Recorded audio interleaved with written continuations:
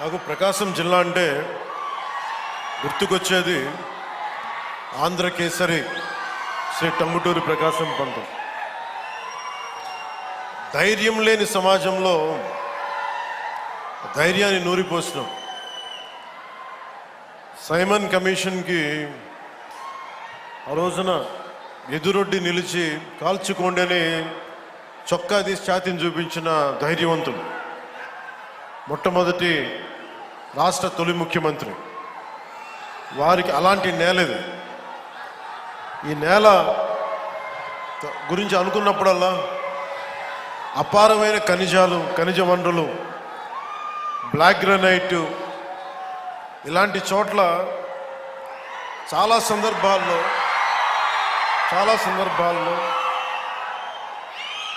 ముఖ్యంగా ఇక్కడున్న యువత, ఈరోజు నేను వచ్చిన సందర్భం జేజేఎం కావచ్చు, కానీ ఇక్కడున్న యువతలో ఉన్న వేదన, కోపం, బాధ, ఆంధ్రప్రదేశ్లోనే మా ప్రకాశం జిల్లా ఇంత నిర్లక్ష్యానికి ఎందుకు గురి కాబడింది, దశాబ్దాలుగా ఉన్న వెలుగొండ ప్రాజెక్టు ఎందుకు చేయలేకపోయారు, పరిశ్రమలు పక్కన పెట్టండి, ఇంత ఉపాధి అవకాశాలు మాకు ఎందుకు కల్పించలేకపోయారు, ఊళ్ళు ఖాళీ అయిపోతూ ఉన్నాయి, వలసలకి మేము వేరే ప్రాంతాలకు వెళ్ళాల్సి వస్తుంది. ఇలాంటి నేపథ్యంలో మీ ఆవేదన, మీ కష్టం, మీ బాధ బాగా అర్థం చేసుకున్నవాడిని. ఇక్కడ ఉన్నది నేను ఒంగోలు జిల్లాలో ఒక 2 సంవత్సరాలు ఉన్నాను. ఒంగోలు టౌన్లో ఒక 6 నెలలు కనిగిరిలో ఉన్నాం. అప్పటి నుంచి ఇప్పటికి కూడా కేవలం నీటి సమస్య, తాగునీటి సమస్య. ఆ తాగునీటి ముఖ్యంగా కనిగిరిలో పనిచేసేటప్పుడు 6 నెలల్లో ఎందుకు వెళ్ళిపోవాల్సి వచ్చింది అంటే, మోకాళ్ళు వంగిపోతాయి, వెన్నెముక వంగిపోద్ది, ఈ ఫ్లోరైడ్ సమస్య ఉందని చెప్పి మేము ఇక్కడి నుంచి వెళ్ళిపోవాల్సి వచ్చిన పరిస్థితి. అందుకని నాకు ఆ కష్టం అప్పటి నుంచి ఇప్పుడు దాకా నా గుండెలో ఉండిపోయింది. మొట్టమొదటిగా జేజేఎం ఈ మల్టీ విలేజ్ ప్రాజెక్ట్ స్టార్ట్ అవ్వాలి అంటే నా ప్రయారిటీ ముందు మన ప్రకాశం జిల్లాకి కావాలి అని ప్రయారిటీ పెట్టాను.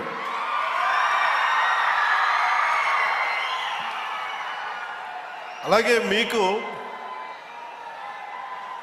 గత ప్రభుత్వం మీకు ఏం చేసింది, ఎలా ప్రవర్తించారు మీ అందరికీ తెలుసు. మన జిల్లాకు సంబంధించి వెలిగొండ ప్రాజెక్టుకి ఒక 4,000 కోట్ల రూపాయలు కావాలి. దాంట్లో మేజరు ఎవరైతే భూపరిహారానికి కావాలి, వాళ్ళు అప్పులు తీసుకున్నారు. రాష్ట్రం మీద లక్షల కోట్ల అప్పులు తీసుకున్నారు, కానీ మనకు ఒక వెలిగొండ ప్రాజెక్ట్ తేలేకపోయారు. అలాగే గత ప్రభుత్వం జలజీవన్ మిషన్ అనేది దాహం తీర్చేది, గంగమ్మ తల్లి మనకి దాహం తీర్చేది, మన పంట పొలాలకి జీవం పోసేది, పంట పండించి మన ఒంట్లో సత్తువు నింపేది. అలాంటి గంగా సమానమైన నదీ జలాలు ఉండాలి. జలజీవన్ మనకి జలజేయం అనేది ప్రధానమంత్రి గారు చాలా గుండెల్లోకి ఎత్తుకొని, భుజాల మీదకి ఎత్తుకున్న ఈ స్కీమ్ ఇది. అలాంటి స్కీమ్కి ఈ రోజున మాట్లాడితే గత పాలకులు మళ్ళీ రౌడిజం చేయడానికో, గుండాగర్దీ చేయడానికో,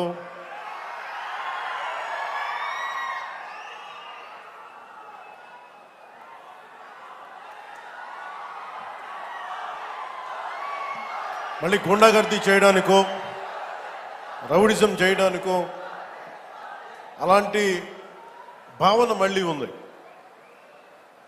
మీకు తెలుసు కదా, రౌడిజానికి, గుండాగర్దీలకి బయటపడితే మన రాజకీయాలకు వస్తాం,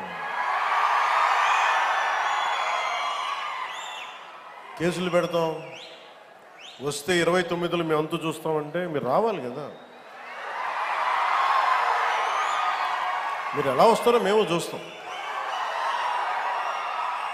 నాకు వారి మీద, వైసీపీ నాయకుల మీద ఈరోజు చెప్తున్నాను, మొదటి నుంచి చెప్తున్నాను, వ్యక్తిగతంగా నాకు ఎవరి మీద కక్ష ఉండదు. మనస్ఫూర్తిగా నా గుండెల మీద ఆత్మసాక్షిగా చెప్తా, నాకు ఎవరి మీద కోపం ఉండదు. కానీ మీరు సగటు మనిషిలో, ఈ దేశంలో ఉన్న సగటు మనిషికి, సగటు మధ్యతరగతి మనిషికి, సగటు రైతుకి, సగటు యువకుడికి, సగటు యువతకి మీరు కనుక భయభ్రాంతుల్ని క్రియేట్ చేస్తే దాన్ని ఎదుర్కొనే కదా ఇక్కడ దాకా వచ్చాం. మీకు 151 సీట్లు వచ్చినప్పుడు కదా, నేను 2 చోట్ల ఓడిపోయినప్పుడు కదా మేము ఎదుర్కొని బలంగా నిలబడింది.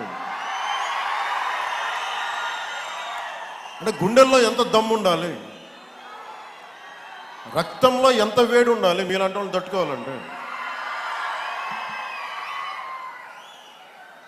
నాకు తెలిసిన సినిమాల నుంచి వచ్చినవాడిని, సినిమాలో డైలాగులు చెప్పను నేను.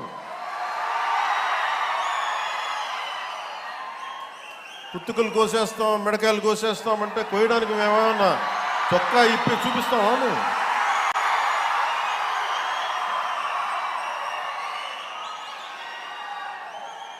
నేను సినిమాలో డైలాగులు చెప్పడానికి కూడా ఇబ్బంది పడతాను. సింహం గడ్డంగి తీసుకుంది, మేము గడ్డంగి తీసుకోలేదు. ఇది సరదాగా ఉంటాయి, మిమ్మల్ని చీరప్ చేయడానికో సరదాగా చేయడానికి.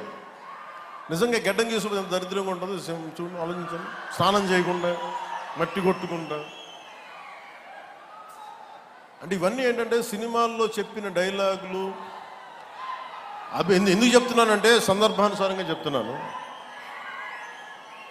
ఖచ్చితంగా మీరు అద్భుతమైన పాలన చేసి కనుక ఉండుంటే మీరు 11 సీట్లకు వచ్చేవాళ్ళు కాదు. మీరు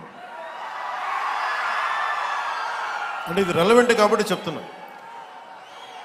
ఇది కక్ష తీర్చుకునే ప్రభుత్వం కాదు. ఇది తప్పులు చేస్తే శిక్షించే ప్రభుత్వం ఇది. అలాంటిది అంటే ఇది ఎందుకు చెప్తున్నానంటే మీకు వినండి, మళ్ళీ అరవండి. మీ ఉత్సాహాన్ని కాదనలేదు, మీరు వినండి. అంటే మీరు అరుపులు అరుచుకుంటూ వెళ్ళిపోతున్నారు, వాళ్ళేమో బెదిరిస్తా ఉన్నారు, కోస్తామంటున్నారు. మళ్ళీ మీ ఎర్ర జెండా శక్తి తెలియదు వాళ్ళకి. మీ గుండెల్లో ఉన్న ఆ వేడి రక్తం గురించి తెలియదు వాళ్ళకి. అంటే కడుపు కాలి ఉన్నవాడికి కష్టపడి పనిచేద్దాం అనుకున్నా మళ్ళీ తిరిగి కోపం తెప్పించుకోండి. పని చేసుకుని తల ఉంచుకొని పని చేసుకుంటూ వెళ్ళిపోతున్నాం. నిజంగా 11 సీట్లు ఇచ్చిన ఆ పార్టీగా మేము గౌరవిస్తున్నాం. ఈ ప్రభుత్వం గౌరవ ముఖ్యమంత్రి శ్రీ నారా చంద్రబాబు నాయుడు గారి నాయకత్వంలో ఉన్న ఎన్డీఏ కూటమి నడుపుతున్న ఈ ప్రభుత్వంలో తప్పులుంటే ఖచ్చితంగా చెప్పండి. ఖచ్చితంగా చెప్తే మేము సరిదిద్దుకుంటాం, లేదా వివరణ ఇస్తాం. అంతేగాని మేము కుత్తుకులు కోసేస్తాం, రంపాలు తెస్తాం, రంపాలు పెట్టి కుత్తుకులు కోస్తామంటే మీకు తెలుసు కదా, అలాంటి వాటికి తాటాకి చప్పుళ్ళకి మేము భయపడం. సో జల్ జీవన్ మిషన్కి 2019 నుంచి 2024కి నరేంద్ర మోదీ గారి ఆధ్వర్యంలో నాయకత్వంలో ఉన్న కేంద్ర ప్రభుత్వం మన రాష్ట్రానికి 26,000 కోట్ల రూపాయలు శాంక్షన్ చేసింది, మనకి ఖర్చు పెట్టమని. మీరు ఊహించండి ఎంత ఖర్చు పెట్టారో వీళ్ళు. 26,000 కోట్లు మొత్తం ఇస్తామంటే దానికి మ్యాచింగ్ గ్రాంట్ ఇవ్వకపోవడం వల్ల 4,000 కోట్ల రూపాయలు ఖర్చు చేయగలిగింది. ఆ 4,000 కోట్ల రూపాయలు పోయి కనీసం కొన్ని ఊళ్ళకి దాహం తీర్చారా అంటే అది కూడా తీయలే. ఆ 4,000 కోట్లకి పైపులు వేసుకున్నారు, అంతే.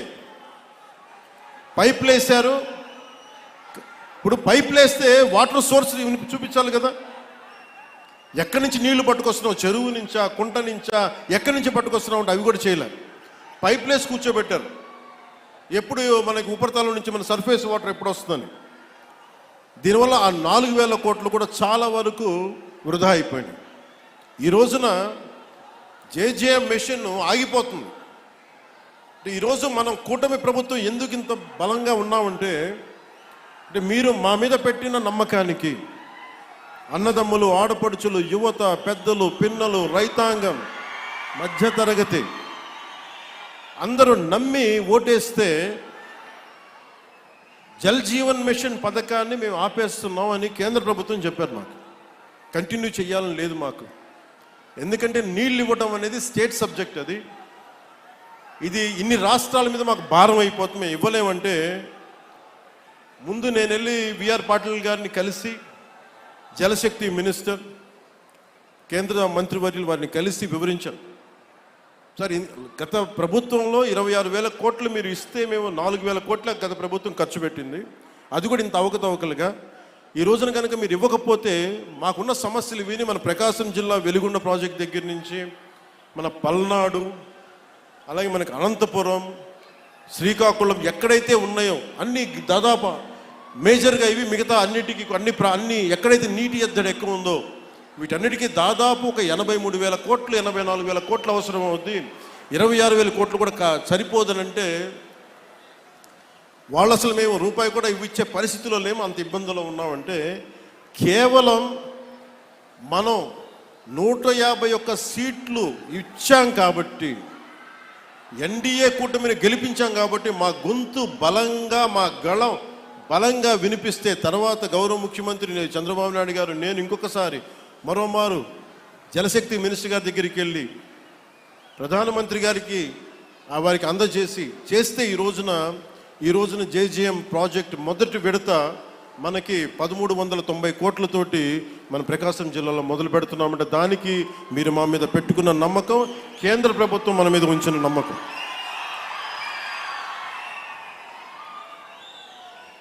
అయితే ఇక్కడ దీనివల్ల